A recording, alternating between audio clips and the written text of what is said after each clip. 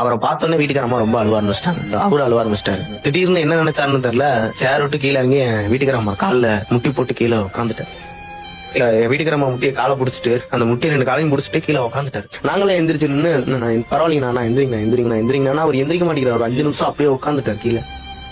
உங்களுக்கு எப்படி நான் ஆறுதல் சொல்றதுன்னு தெரியலங்கம்மா. நான் உங்களை நேர்ல தான் பாத்துருக்கணும். என்னால வர முடியாத சூழ்நிலை. நான் உங்களை சென்னைக்கு கூட்டிட்டு வந்துட்டேன். அதனால என்னை மன்னிச்சிருங்க. சாப்பிட்டாரா இல்லையான்னு கூட தெரியலங்க. நான் 1 மாசம் காலம் சாப்பிட்டாரா இல்லையான்னு கூட தெரியல. ரொம்ப ஒரு வெக்ஸ் ஆகி ஒரு 1 மாசம் காலம் கழிச்சு பார்த்தா எப்படி இருப்பாருங்க. நொடிக்கு அழுதுகிட்டே தான் இருக்கேன். இந்த போட்டோ கையில வாங்கிட்டு அவருக்கு என்ன பேசுறதுன்னு கூட தெரியலங்க. நான் கூட என்னமோ நினைச்சு உள்ள போனேன். உள்ள போகும்போது அவரை பார்த்த நிலைமையில எங்களால எதுவுமே பேச முடியல. உங்களோட இழப்பை நான் ஈடு கொடுக்க முடியாதுமா, அதுதான் என்னோட முக்கியமா நான் பேசுறேன்ட்டு அதுதான் ஃபர்ஸ்ட் பேசணும். அதுதான் முக்கியமா பேசினாரு. நானு விஜய் சாரு எங்க வீட்டுல 10 பேர் அவங்க மட்டும்தான். அதுக்குள்ள நாங்க விஜய் சார் என்ன பண்ணாலும் கூட தெரியாது. அந்த மாதிரி ரூம்ல தான் நாங்க உட்காந்து பையனோட ஞாபகம் வீடு கட்டணும்னு கோரிக்கை வச்சேன். பண்ணி தரேன் தம்பி அப்படின்னாரு. வீட்டுக்காரம்மா பேர்ல இன்சூரன்ஸ் கொடுத்திருக்காரு. வேலை வாய்ப்பு படிப்பு சம்பந்தப்பட்டது. வீட்டுக்காரம்மாக்கு இன்சூரன்ஸ், எனக்கும் இன்சூரன்ஸ் 5 லட்சம் ரூபாய்க்கு கொடுத்திருக்காங்க.